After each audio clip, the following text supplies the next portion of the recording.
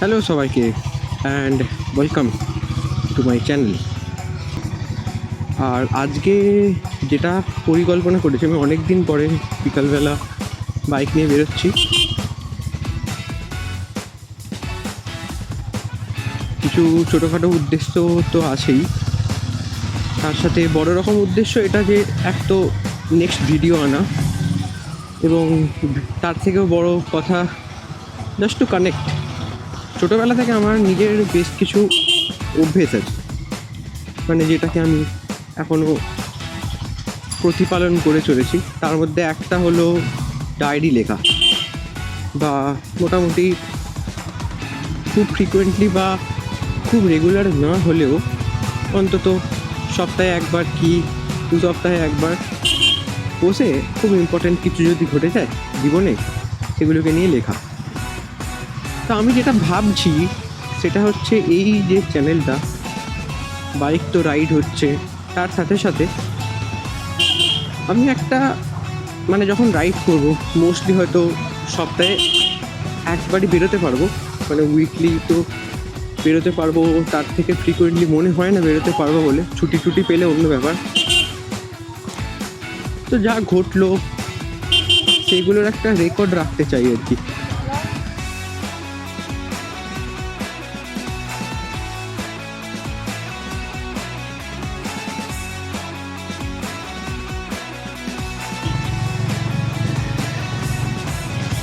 আচ্ছা, by the way, আমি যাচ্ছি কোথায়? আমার কলেজ যেখানে আমি পড়েছি, গ্র্যাজুয়েশন যেখানে করেছি, সেটা হচ্ছে চুঁচুড়া, হুগলির চুঁচুড়া। আমার বাড়ি থেকে মোটামুটি 39 কিলোমিটার দূর। আর চুঁচুড়ার একটা খুব ভালো বৈশিষ্ট্য হচ্ছে, মানে চুঁচুড়া আমার কেন ভালো লাগতো তার একটা বড় ব্যাপার হলো যে ওখানে আমি গঙ্গা পেয়েছি। মানে কলেজটা আমার গঙ্গার ধারে ছিল, অনেকগুলো ঘাট ছিল, ঘন্টার ঘাট, ফেরিঘাট, তাছাড়া ময়ূরপঙ্খী ঘাট। আজকে ময়ূরপঙ্খী ঘাটে যাওয়ার চেষ্টা করব।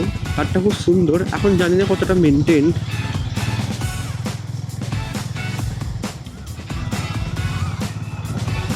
তো আমার কলেজের যে সমস্ত বন্ধুরা দেখছিস, দেখ, কলেজ নিয়ে একটুখানি হালকা পাতলা নস্টালজিক যদি ফিল আসে,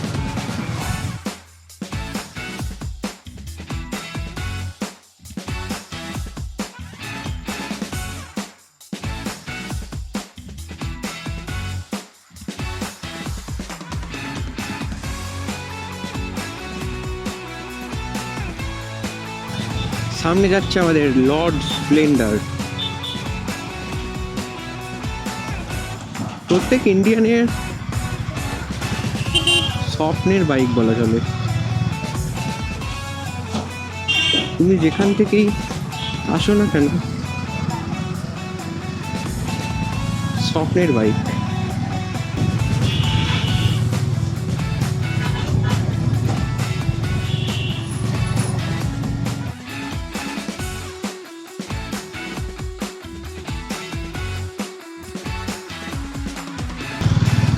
কন্টি,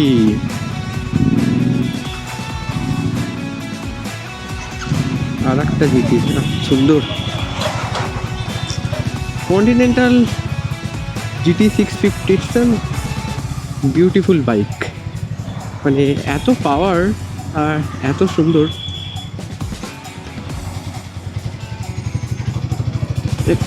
প্রথম কথা, আমি রয়্যাল এনফিল্ডের ফ্যানও নই, হেটারও নই। যে গাড়ি ভালো সেটাকে ভালো বলবো। শুধু গাড়ি নয়, মানে মানুষকেও তাই বলি, যে মানুষ ভালো তাকে ভালো বলবোই। আমি হার্লে কিনেছি আর রয়্যাল এনফিল্ড কিনিনি, তার একটা বড় কারণ তো যে এনফিল্ডের প্রচুর গাড়ি রাস্তায় দেখতে পাই। তো আমার মনে হয়েছিল একটুখানি ইউনিক কোনো গাড়ি আমার কেনা উচিত। তাতে ড্রব্যাকও আছে। ড্রব্যাক মানে একটা বড় ড্রব্যাক এটাই যে আমি সব জায়গায় স্পেয়ার পার্টস পাবো না, কিন্তু ওই ভগবানের নাম নিয়ে কিনে ফেলেছি আর কি। ক্লাসিকের প্রচণ্ড বেশি স্পিড নেই, মানে পাওয়ারটা কম, ভারী বাইক।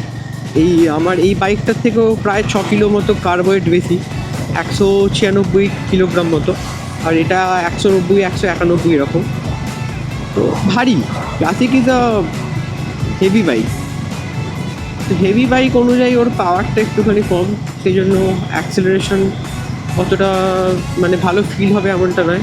তবে টপ স্পিড মোটামুটি ক্রুজ করার মতো স্পিড 80-85 মতো ভালো চালানো যায় আর কি, যেটা আমি শুনেছি, মানে আমি যেটা নিজে ফিলও করেছি।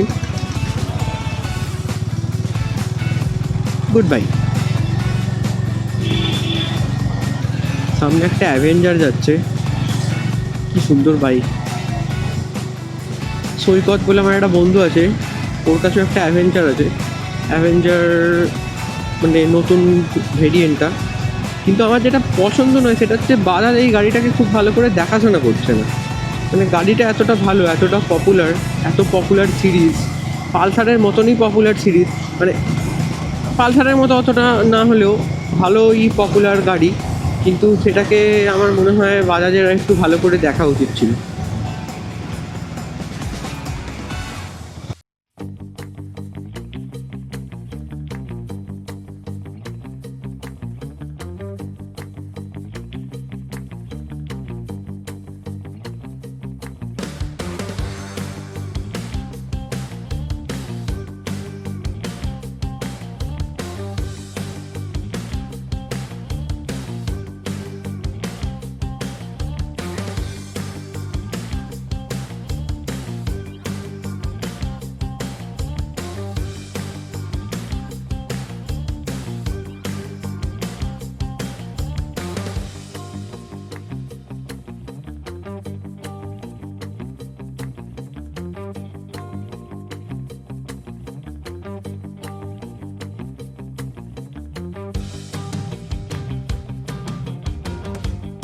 শ্বেতপুর মোড়, এখান থেকে আমি বাঁদিকে যাব।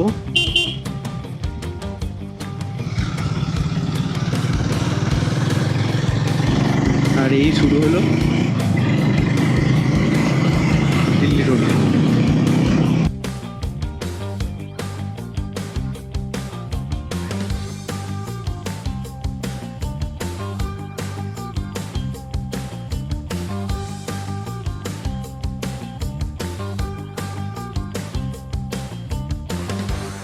জায়গাটায় কোনো একটা জায়গায় কোনো একটা গলি দিয়ে এমডি স্যারের বাড়িতে ঢুকতে হতো, সম্ভবত এই গলিটাই, আমি ভুলে গেছি একদম, কিন্তু চুঁচুড়া এসে গেছি, চুঁচুড়া স্টেশন সামনেই।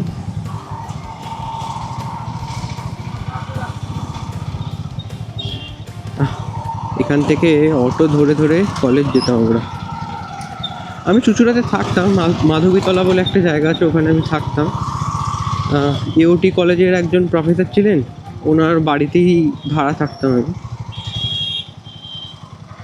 খোঁজ লাগানো গিয়েছিল, কীভাবে খোঁজ পেয়েছিলাম আমার এখন সত্যি মনে নেই, কিন্তু ওখানে গেছিলাম আমি, রাতুল, প্রীতম, আমরা তিনজন ওখানে সেকেন্ড ইয়ারে শিফট হয়ে যাই। সে এক অদ্ভুত ঘটনা।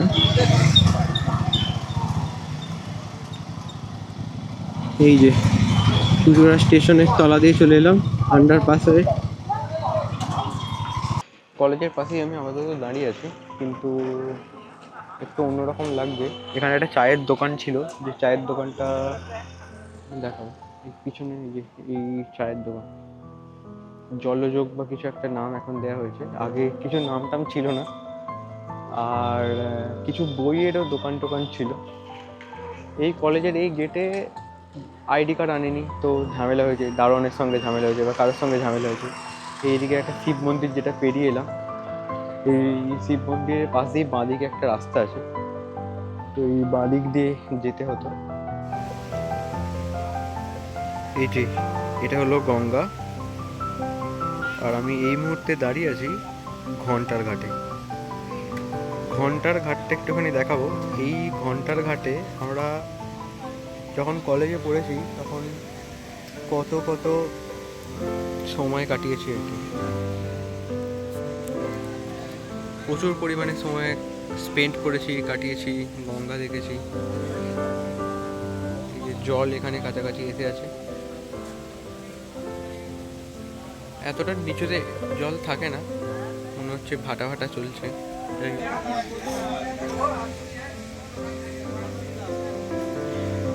এই হলো সেই ঘন্টার ঘাট।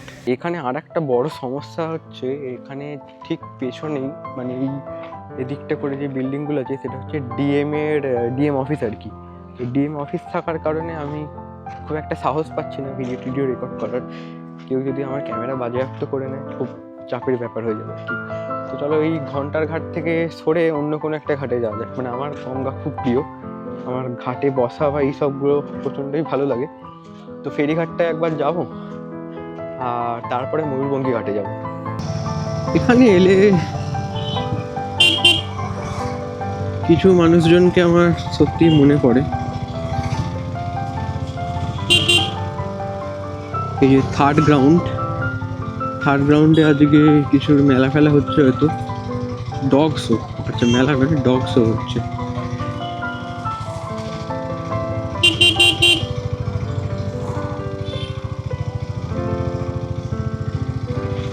এইখানে ডিএম এর বাংলোও আছে।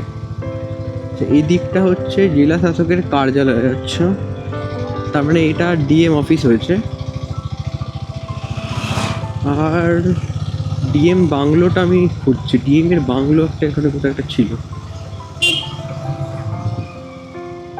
আচ্ছা, এই ডান দিকে গেলেই ফেরিঘাট।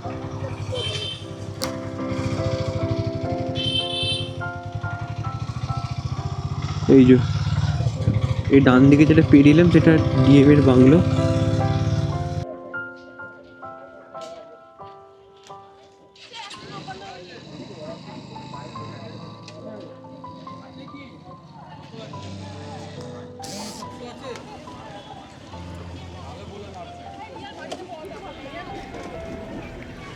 যেখানে ফ্রি জোন বলে কোনো একটা ফুড কার্ট লাগিয়েছে এই ভাই। তো ওর কাছে আমি চা আর চিকেন ললিপপ অর্ডার দিয়ে এলাম, দেখি কেমন বানায়। আর এই যেটা হচ্ছে, এটা হচ্ছে চুঁচুড়া ফেরিঘাট। এখানে লঞ্চ ফঞ্চ দেখা যাচ্ছে।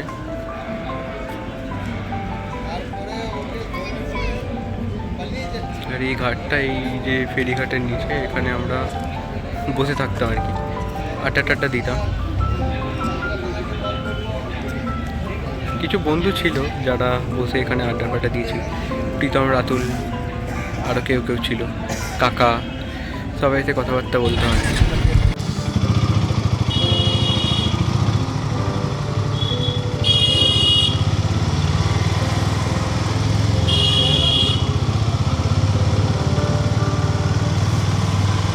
ফেরিঘাট থেকে বেরিয়ে আমি আস্তে আস্তে দেখি যাই হচ্ছে ময়ূরপঙ্খী ঘাটের দিকে।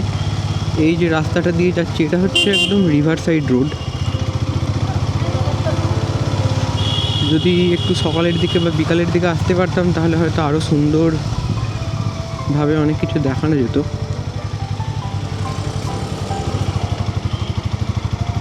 যাই হোক, এখানের যে বাড়ি টাড়িগুলো আছে, এইখানে কোথাও সুপ্রিয় ভাড়া থাকতো। সুপ্রিয় আর শুভম, আমরা দুজনে হয়তো এখানে কোথাও একটা ভাড়া থাকতো, মানে এক্স্যাক্টলি মনে নেই। ময়ূরপঙ্খী ঘাটটাকে ময়ূরপঙ্খীর মতনই দেখতে, নামের সঙ্গে স্থানের বেশ মিলাতে গিয়ে থেকেছি। এই ডান দিকে যেটা, এটাই হচ্ছে ময়ূরপঙ্খী ঘাট।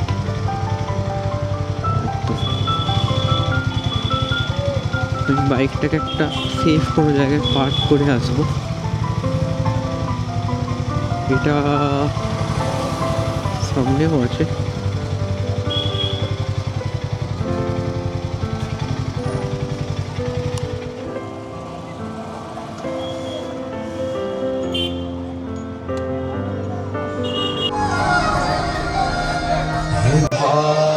এই ময়ূরপঙ্খী ঘাটেই এখন আরতি টারতি হচ্ছে বা হবে, এরকম একটা ব্যাপার আছে।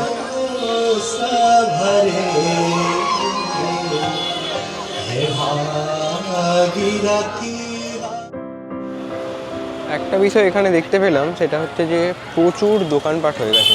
মানে আগে এত দোকান ছিল না। এই জায়গাটা, যে পিছনে যে জায়গাটা বলছি, এখানে প্রচুর বাজার, অনেক প্রায় গোটা 10 তো চায়ের দোকানে দেখতে পেলাম। এবং লোকজন আসছেও বিকালের দিকটা, এখানে ঘাটপাটের দিকে অনেকেই আসে। তো এত দোকান এখানে ছিল না, ময়ূরপঙ্খী ঘাটের সামনে তো ছিলই না, কিন্তু এখানে হঠাৎ করে তৈরি হয়েছে আর কি।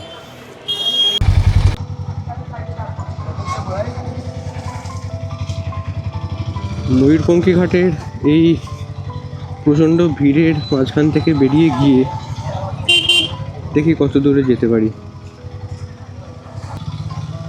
এটা রবীন্দ্র ভবন বাদিকটায় যে বিল্ডিংটা আছে, এই সামনেটা একজন কাকিমা তখন ফুচকা বিক্রি করতো রবীন্দ্র ভবনের সামনে, এইখানটাতে এই জায়গাটাতে বসতো। এখন মনে হয় আর বসে না।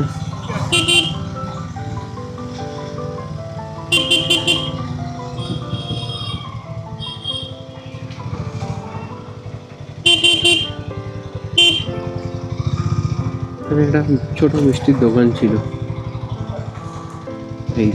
এই মিষ্টির দোকানে আমি প্রচুর মিষ্টি কিনে খেয়েছি। এই যে জায়গাটা, এই বাঁদিকে এই যে বিল্ডিংটা, এইখানটা ছিল, এই পুরোনো বিল্ডিংটা ছিল আমার থাকার জায়গা। এই সোজা গিয়ে যে যে ডাইরেক্ট যে গেটটা আছে ওর সামনেই সবুজ বাড়িটা।